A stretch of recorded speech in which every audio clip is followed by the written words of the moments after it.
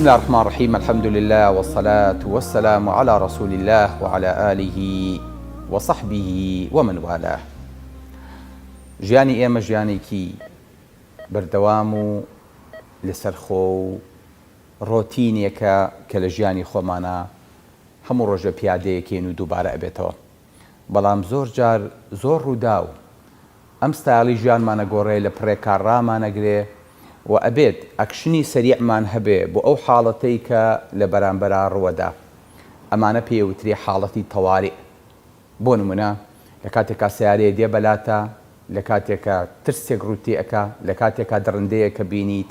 لە کاتێکا مناڵە نزیکی ئاگرێکەوێتەوە، ئەمانە هەر هەمی پێویستی بە ئەکشنی سەریعە. ئینسان ناکرێ لە باری ئارام و هدوئی خۆیان مێشێ میوانی نەبێ و نەتوانێت لە پڕێکە مامەڵە لەگەڵ ئەو ڕووداوە کتوو پڕە بکە هەتاوەکو وەختێک گەزانێت کار لە کار ئەترازێ هەموو ڕووداوەکانیش لە غزۆنی چەند سانیەیەکە ناگاتە چەند دەقەیەک. ئەوەی کارە ساد ڕۆدا، ئەوەی کە ئینسانی پێکەم ئەندام و پێ ناڕەحەتە بێ ئەبێ بە ئینسانێکی پێداویستی تایبەت لە ئینسانێکی بەرهەمهێن و چالاکەوە ڕووداوێکی چەند چرکەییە. باوەڕم پێ بکەن ئەوانە کارە ساد لە ژیانی ئینسانان ڕوەدەن. چۆن ئینسان ئەتوانێت لە پڕێکا خۆی بگرێتەوە لە کاتێکا ڕووبەڕووی ڕووداوێکی سیارە و ڕووداوێکی هاتوچۆ ئەبێتەوە. ئەمانە بۆ خۆی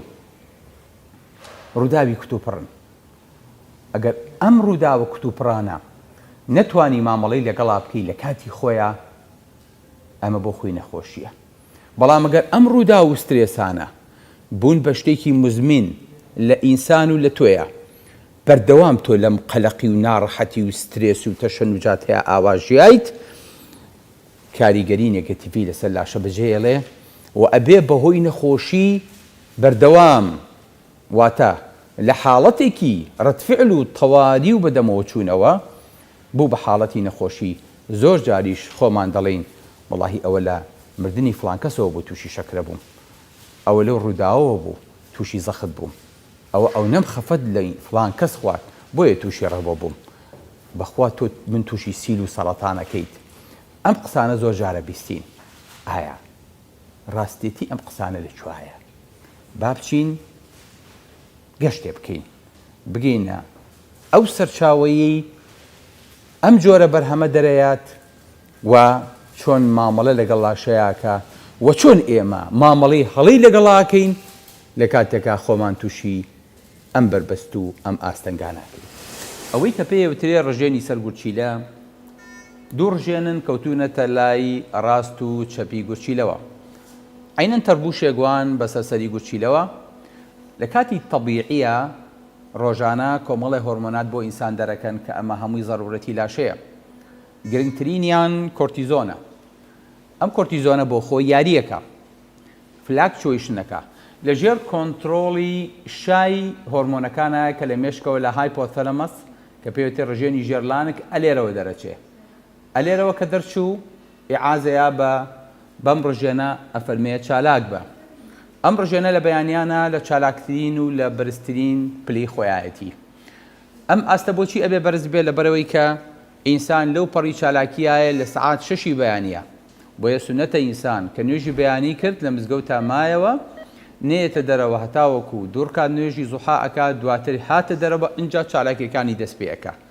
ئالەو کاتەیە پیکی ئیشەکانێتی لە شەوە لە خواردترینیانە. لە ڕۆژێکا تقریباً 15 میلیگرام بۆ 20 میلیگرام لەم هۆرمۆنە دەرەچێ. کەیتر هەز بە هەوایەکی سافەکەی، هەز بەواکەی دڵۆ خۆشە، هەز بەواکەی نەسیمێک و شنەیەک هەیە لە بەیانیانە، هەز بەواکەی کە هەموو سیەکان تتوانی بکەیتەوە پڕی ئۆکسجینی کەیت. ئەمە ئۆکسجینەیە بەداخەوە ئێمە لە کاتێکا لەم وەختەیە خەوتوین و بێئاگاین و هەتا ژینگەکە و هەتا ئۆکسجینەکەمان پیس نەبێ خەبەرمان نابێتەوە. ئەمە کاتێکی زۆر تەبیعیە. ئەم ڕژێنی سەرگورچیلەیە ئیشێکی تریشمان بۆکە، هەڵەسێ بە دروستکردنی هۆرمۆنی ئەڵدۆستیرۆن. هۆرمۆنی ئەڵدۆستیرۆن هۆرمۆنێکە کە بە گورچیلە ئەڵێ ئاوم بەرەوە، خوێم بەرەوە، سۆدیەمم بەرەوە. ناڵێ ئەم دوانە لە لاشە دەرچن بۆی کە ئینسان زەختی دانە بەزێت و نەکەوێتە سەرزەوی. هەرکاتی ئەمە ئینسان وای لێ هات بەردەوام نەخۆشەکڵێ دکتۆرجان زەختم دابەزێ، هەرم فڕێن بۆ خەستەخانە و ئەڵێن زەختێ دابەزیوە. بۆیە مەفروزە ئەم هۆرمۆنی ئەڵدۆستیرۆنەش کە پێوتێ هۆرمۆنی ئاو و خێ لە ناو لاشەیە زۆر بە منتەزەمی وجودی هەبێ. هۆرمۆنێکی تر هەیە هەر لە ناو ئەم ڕژێنی سەرگوچی مامۆستا تۆ چی کرد بە ڕژێنی سەرگوچی باوکی منەزانی ئەو ڕژێنی سەرگوچیلەیە خۆی درێژەکەی 5 سانتیمە پانیەکەی 3 سانتیمە ئەستوریەکەی 1 سانتیمە ئەم 1 سانتیمەش ئەبێتەوە بە 2 چین ئەبێتەوە بە توێکڵ و بە کرۆک ئەم توێکڵەش ئەبێتەوە بە 3 چین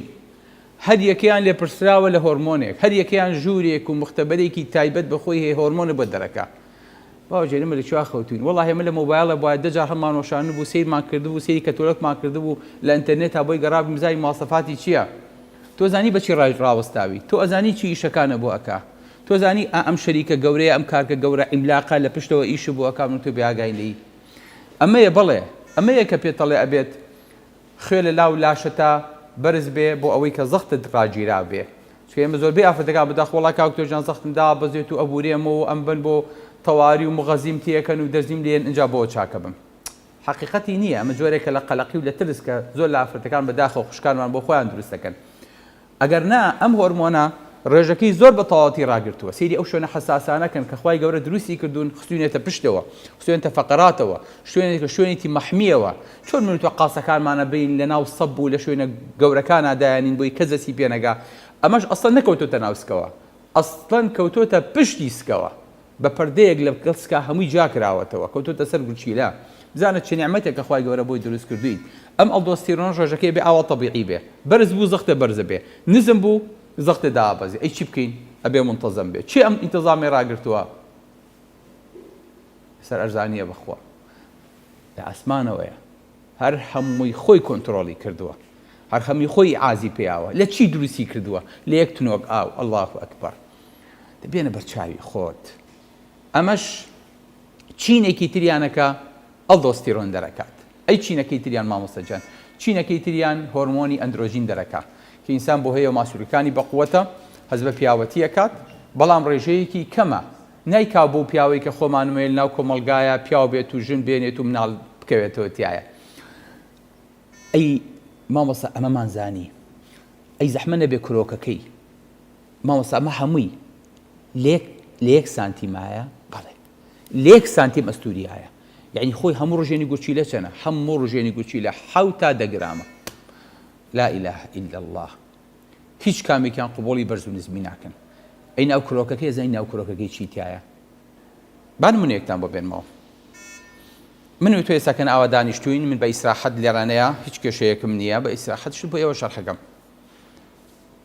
لە پڕێکا بوومە لەرزەیە دێ لە پڕێکا ڕووداوێک لە پڕێکا شتێکی ترسناکە بینم لە پڕێکا مەوێ هەستم لە پڕێکا تەلەفۆنم بۆ ئەکرێ ڕووداوێ بەڕێوەیە و حادیسەیە قەوما و ئامادە بن بۆ ئەوەی کە ئیستیقبالی ئەو خەڵکە بکەن بەسەر چاوم لە خزمەتانین لە پڕێکە خەریکە ترسێک ڕووم تێەکە یان ڕۆکاتە هەر کەسێک ئیخۆ لەم کاتەیان نابێ خەڵک بە ئیسپایی کابرا گەلی لە دکتۆرەکە لەوەی ئەڵێ ژیان ئێمە لێمان قەوما بوو دکتۆرەکەش تازە چاوێسڕی و هەڵەسا و بدنەخە هیچ دکتۆرەوان نییە بەداخەوەڵە دکتۆر کەوتی لە دەرگاکەیدا ئەگەر بۆ نوێژی بەیانیش بێ ڕائەچەڵەکەی و خەڵەسێ شکازانە شتێکی خراپ و ترسناک لەوانەیە ڕوویدا بێ ئێستاکەنە با بچێ بەدەم هانای خەڵکەوە چی ئەمە ئەکازانن ئەمە کرۆکی ئەم ڕژێنەیە ئەجنا باوەڕم پێ بکە لە گەورەترین ئاگرکەوتنەوەیە خەڵک ئاوا ڕۆیشت و دەبێ ئاوم بەرێ هین پەرداخی ئاوی سەفەریم بەرێ خەڵک ئاوا مامەڵەیە کرد ئەوەی وا لە من و تۆ ئەکا لە پڕێکە هەمووی ڕاچەڵەکێ هەموومان بترسین هەموومان بکەوین حاڵەتی ئامادە باشیەوە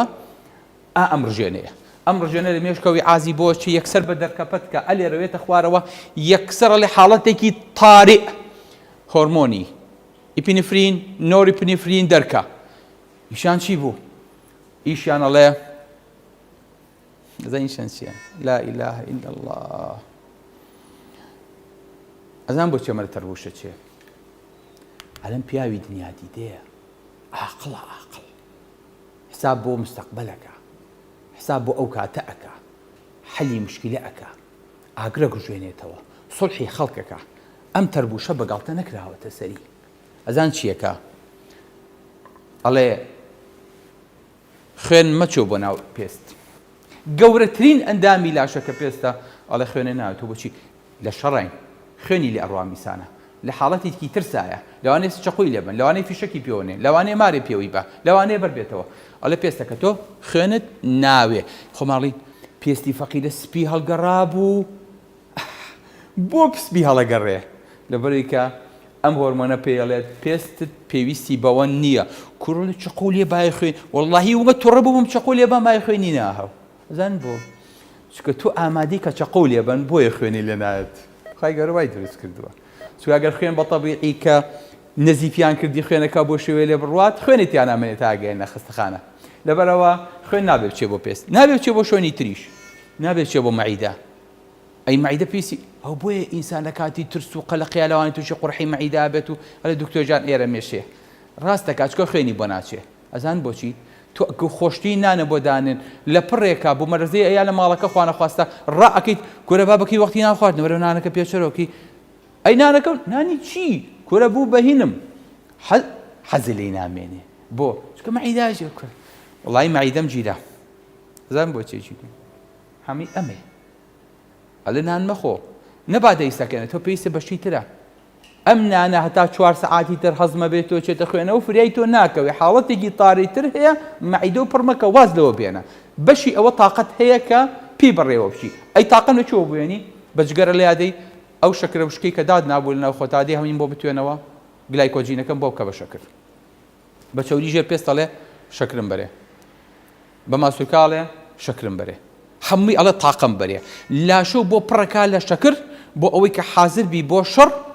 یاخود حازر بی بۆ ڕاکردن پێوتێ فایت ئۆر فلایت نۆری پینیفرین بە ماسوولکاڵێ ئەڵێ خوێنە بخوێنە ناوێت تۆ خوێنە بۆچێت تۆ دانیشە بێدەنگ لەگەڵ ترسەکەیان مامەڵە بکە ئیپینیفرین ئەڵێ خوێنێکی زۆر بڕۆ ئەلێ بابە ئەی نابێت بازوو بکاتەوە ئەی نابێت ئەگەر پێویستی بە شەڕ بوو ئەمیش قۆڵی لێ هەڵماڵێ ئەلە بەرە یەکیانە خوێنی ناویان خوێنیە بەپێی چی بەپێی ئەم بڕیاری کە ئەیدا ئەگەر بڕیاریدا ڕاکە خوێنێرە بۆ قاچەکان لە ڕاک قوربانی کوڕم ئادەی ئەلێ بەو وایە مامۆستا هەر قاچێکم کردبوو بە شوار و ڕامەکرد ئێستا قەت ناتوانم ڕاکردنە بکەم بەسەر دیواری وایە بازمەیە ئێستاگە نەخۆشە شوسە لەگە پێکەینم پێیە بیستوتانە ئەڵێ کونە مشکی لێ بوو بوو بە قەیسەری بالضبط ئاوای لێیە چی ئەمە ئەکا هەمووی ئەو هورمۆنە ئیکا ئێ بازوشی پێویستی بەقووەتە لەبەرەوە هەمووی ئەمانە چیەکەن باوکی من هەر هەمووی ئەی دڵیشی نە بەدڵ ئەڵێ پەلە بکە ئەلێ دکتۆر خەریکە دڵم لە هاشێمێتە دەرەوە ئەستەکەم ئالێرە نەیە دڵم لێیە قووەتێک دڵ لێ ئەیە ئەگەر ئینسان لە خەوی شابێ خەبەرێک کاتەوە ئیتر ئەلێ بە قووەی حیسانی بینیتە پێ لە بانزینەکە کە تونەکەی تو ئیتر شیڕەی مەکینەکەویەت دڵ ئاوا ئیشەکات هەرچی کرد ناسوڕێت بۆ بەریکە دڵە زانێ پێویستی بە تاقەیە ئەی سیەکان هەناسە تونگە بێ هەناسە ئۆکسجین هەڵەمژیت هەر هەموو لاشا خاتە حاڵەتی ئامادە باشیەوە الله ئەکبەر ئەگەر ئەمە نەبوایە ئەمە نەبوایە بەرگەی 100 مەمان ناگرت تۆ لە قادمەیە کە دابەزی ئەچیتە خوارەوە ئاواکەی ئۆه بۆ چکە خۆتۆ بۆ حازر نەکردە بوو یان بە شوێنە کاڕووی ئەم خۆ ئامادە نەکردووە قاچ بە شتێکەکەوێت یەکسەر هەڵەنوتی بۆ چکە خۆتۆ بۆ ئامادە نەکردووە ئەی ئەم ئامادە باشەی چی ئەیکات هەمووی ئەم هۆرمۆنە پشکۆلەی ئەیکا سوبحان الله چەند عاقڵە چەند وریایە چەند زیرەکە چەند دەقەیەکیش لەناو لاشۆی ئەمێنێتەوە زیاتر نا بۆ معلوماتت بۆ چکە ئەگەر بەردەوام بێ کاری سەرەوەدا تۆ بەردەوام دڵە بەو پەلە پەلە بەردەوام هەنا لە بابەجان تەواو ترسەکە تەواو بوو وەرەوەشی خۆت کۆتایی پێ هاو مارەکەمان کوشت خوازا باتەوە ئاگرەکەمان کوژانەوە لافاوەکە بەسەر چوو لە خنکان خۆی گەور ڕزگاری کردی وەرەوەشی خۆت تەواو ئیتخوا نابێ خۆشیێتکەی تەواو عملیات تەواو بوو ترس تەواو بوو هەمووی تەواو بوو الحەمدولله خوایەکی ئەویش من تەواو ئیشم هەیە بەڵێ ئیشم هەیە بەس لۆری ئیشەکەم مەکینەتان بینیەوە بەس لۆری ئیشەکە سیارە هیچ بەنزینێکی لەسەر نییە بەڵام ئەی ئەگەرم بەردەوام بوو کۆرتیزۆنەکە و دای ماڵە شەکر بەرز بە زەخت بەرز بە دڵ پەلە لێ بە بەخوا دکتۆر جان تووشی زەخت بوو مەزانم بەخوا خۆم خۆ بەناسم لەو خەفەتەوە تووشی کاتە نابێ خەفتەکانە بەردەوام بێ، نابێ بێتاقەتیەکانە بەردەوام بێ. بۆیە پێغەمبەری خوا صلی الله علیه و سلم دایمە خوای گەورە لە قورئانە کە پێ فەرمێ ولا تكن في ضيق فلعلك باخع نفسك على آثارهم پڕوا مەکە لەسەر خۆ بە تووڕە مەبە خەفەت مەخۆ. بۆیە پێغەمبەری خوا صلی الله علیه و سلم هادئترین کەس بوو لەسەر زەویە، بەڵام کە تووڕە بوایە و کە کاتی پیاوەتی بوایە لە هەموو کەسێ زەبری بتونتر بوو. ئەمە چی ئەیکات؟ ئەمە ئەو هۆرمۆن و ئەو ڕێژێنە بچکۆلەیە ناو لاشەیە ئەسوڕێ. کەواتە ئەم هۆرمۆنەیە بەڵانسی ئارامی و بەدەمەوە چوونی لاشی ڕاگرتووە لە هەمان کاتا. نابێت شتەکان تێکەڵکەین. قوتابی کە ئیمتحانی هەیە ئەترسێ چی پێڵێ بترسە ئەو پێڵێ بترسە، بەڵام ئەگەر بوو بە خەوزڕان و بوو بە بێتاقەتی و بوو بە ترس ئەو کاتە لە باری طبیعیەوە دەرەچێ بێ بە باری نەخۆشی. بۆچی ژوار لێەکە؟ ئەلە تۆ بانی ئیمتحانە هەیە سەعیکەشت مستەقبەلە ها کوورە شەش ئاگال لێی بێ. چەند دایکێکی بەڕەحمە، چەند مامۆستایەکی بە ئەمەکە، چەند جوان ئامۆژگاری تەکات. ئەی ئەگەر ترسەکە و زۆر بوو ترسەکە زۆر بڵێ وەخوا کاکتۆ منە چم ئیمتحانە هەموو شتێکم پێ دەچێتەوە، خوا ناتوانم هیچم بیر نامێنێ، هیچم پێ ناخورێت، مشوش هەر نەخەوتم چوم بۆ ئیمتحان. ئەمە بوو بە ترس. بۆیە ئەبێ بتوانی بەڵانسی ئەمە ڕاگری بۆ ئەوەی کە کەوتیان کاک فڵان کەس بێ لەسەر منەسەکە قسەیەکمان بۆ بکە بسم الله الرحمن الرحیم الحمد لله رب العالمين الرحمن الرحيم. ئەم حاڵەتێکی طبیعیە. من ئێستاکەنە لە حاڵەتێکی نائاسایی هەموو قسە بۆ خەڵکەکەم، قسە بۆ جەنابتانەکەم. ئەی ئەگەر بوو بە ترس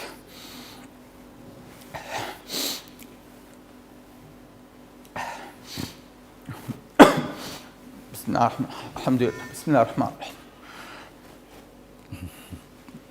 خوا ئاوی لێ تۆزی ئاوم بۆ بێن. ئەگەر هەر کاتێک ئەمەمان کرد سەر لە خۆمان سەر لە ڕژێنەکەشمان تێکەین، بەڵام بوونی ئەم ڕژێنە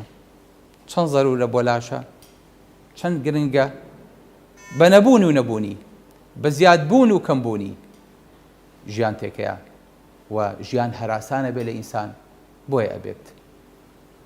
تەوازونی خۆمان ئاوا ڕاگرین. فلا ئوقسم بما تبصرون وما لا تبصرون. ئەمە بەرهەمەکانی ئەدریناڵ نین، بەڵکو ئەمە بەرهەمی شەریکاتی زۆر زەخم و گەورن کە هاوشێوەی ڕژێنی ئەدریناڵ شتیان دروست کردووە بۆ ئەوەی کە لە هەموو ئایسیویەکە، لە هەموو تەواریەکە، لە هەموو 24 ساعاتیەکە، لە هەموو خستەخانەیەکە، لە هەموو ویلادە و مناڵبوونیەکە، لە هەموو سەیدەلێیەکە ئەمانە زۆر جار مەفروزە لە ماڵ و لە باخەکانی شا هەبن بۆ حاڵەتی کتوپڕ. ئەمەیە کە لەوانەیە خوای گەورە ژیانی ئینسانی پێپارێزێ لە کاتێکی کتوپڕە. بۆیە لە دەرمان و لە حەپ و دەرزیا دروستی نەکردووە، بەڵکو لە ڕژێنی سەر گورچیلەکانە ئامادە باشی کردووە و هەموو کاتێک لە سەعاتی سفرە ئەڕژێت و بەناو هەموو لاشەیە گوزەرەکات. هەر کاتێ ئەمە هەبوو ئەمە بۆ حاڵەتی کتوپڕە. حاڵەتە کتوپڕەکە تێپەڕی ئەبێ ئینسانەکە نەخۆشەکەی بیرچێتەوە و ئەو قۆناغە تێپەڕێنێ و لە هەمان باری نەفسی و دەرونیان نەمێنێتەوە کە پێشترتیایە بووە. وەگەرنا ئەبێ بە حاڵەتێکی مزمین پێویستی بەوەیە ئەم جارە عەلاقەیەکی گەورەتر و پڕتر بەرێتەوە بۆ ماڵەوە بە شێوەیەکی کاتینە بگرە بە شێوەیەکی بەردەوام بیخوات بۆ ئەوەی کە ئەم عەلاقە گەورەیە بۆ بەردەوام بە مزمینی بەتاڵ بێت. ئەبێ بچینە دەرمانخانەکەی قورئان کە پێمانەڵێت والكاظمين الغيظ والعافين عن الناس والله يحب المحسنين. چۆن تۆ ئەمە تێپەڕێنیت هەموو لەحزەیەک لە باری کژی و ناڕەحەتی و ڕق و کینە و حەسوودی و لە باری نەخۆشیەکەیان ناژیت، ئەوەی کە سەرسمێکتدا ئەم جارە هەڵەسیتەوە و ڕێخۆتە دۆزیتەوە و ئەکەویتەوە سەرڕاستە شەقامەکە بۆ ئەوەی کە تووشی خەفەت و ناڕەحەتی و بوغز و کینە نەبیت. بۆیە خوای گەورە کافەرمێ والكاظمين الغيظ ئەوانەی کە ڕقەکانیان نەخۆنەوە والعافين عن الناس لە خەڵکیش خۆشە بن باشترین کاتیش چاکترین وەختیش